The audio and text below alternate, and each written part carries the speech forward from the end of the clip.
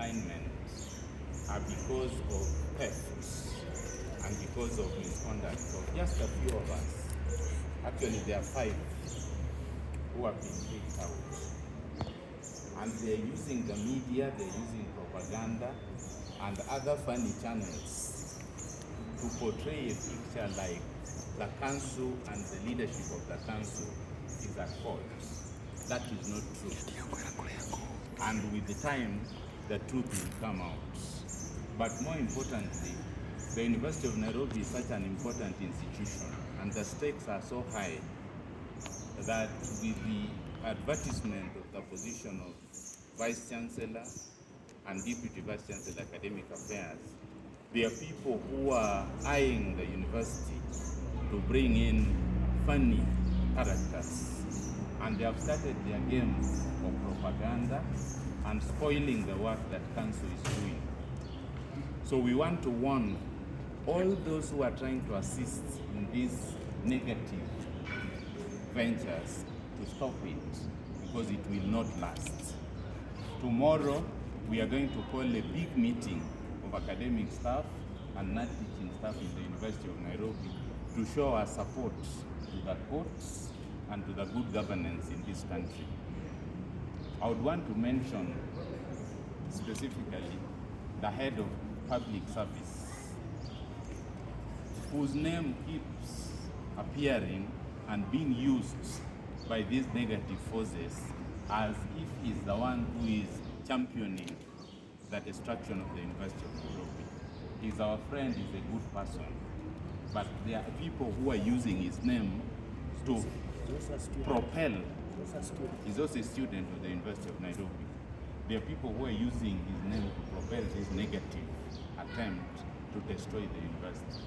I think it's good that we respect the head of public service and we don't allow these negative forces to use his name to advance the negative agenda. Finally, I've served in UASU, University of Nairobi chapter, for a long time as the chapter secretary. And at no time, because we know the constitution of the union, have we tried interfering with governance. We haven't questioned the chancellor, we haven't questioned the power of council, because those are clearly demarcated in law. What our friends in leadership today are doing is because they have been hired and captured by the negative forces to advance their agenda.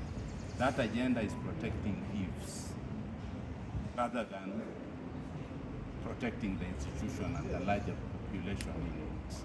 It is unfair to our students, it is unfair to our council, it is unfair to the chancellor, it is unfair to government to keep portraying a negative image of the University of Nairobi. We are such a decent institution, and those who have come through it know it. But you can't allow a few people with vested interests to come and destroy the good work that is being done. So many of you, I'm sure, have graduated from the University of Nairobi and you know what it is. And it's because of firm leadership and rightful leadership. If we don't have it, we shall have hell. So let's not allow even the media. Ask them the hard questions. When they make those noises and make those allegations, why don't you ask them to prove it? So the ball is in your court. Please help us develop this institution rather than destroying it. But we thank God. God is always with the righteous people. And you? George Omondi. I'm from the School of the Faculty of Business and Management Sciences. George Omondi? Yes. Yes, and I've been a leader of WASU for a long time. I will bring in one of the student council leaders. For the state, my name is Mazao Chandegwa.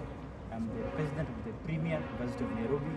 We are here today to express our unwavering support to our able chair of council for doing the Lord's work. And we want to support you and we'll stand strong with you as you reclaim the glory of our university.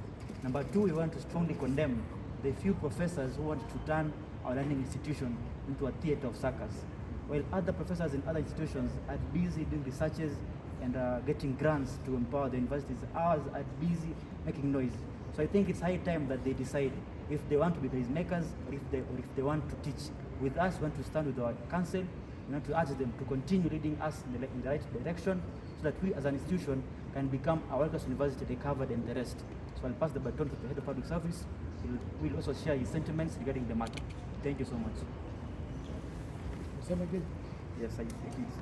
Members of the Fourth Estate, my name is Ngetich Michael Soy, the head of Public Service, University of Nairobi Students Association, and by extension, the chair of any ad hoc committee formed under the Council of University of Nairobi, that is Students Association. We are here to say that the students community and University of Nairobi at large is happy with the decision of the court today to extend and to ensure that Professor Amukowa Anangwe is back into office. From the findings of the Students Committee, we had a presser on Sunday to demand the return of Professor Anangwe.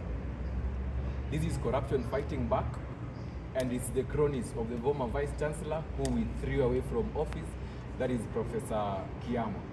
And now the council has gone onto his cronies within the university. We shall provide the requisite support for the council and the administration of the university to ensure University of Nairobi is back into its feet. Anyone who will try to continue meddling with the affairs of University of Nairobi, we are going to face them with the wrath that you have seen Gen Zs doing it. Thank you so much, and God bless you.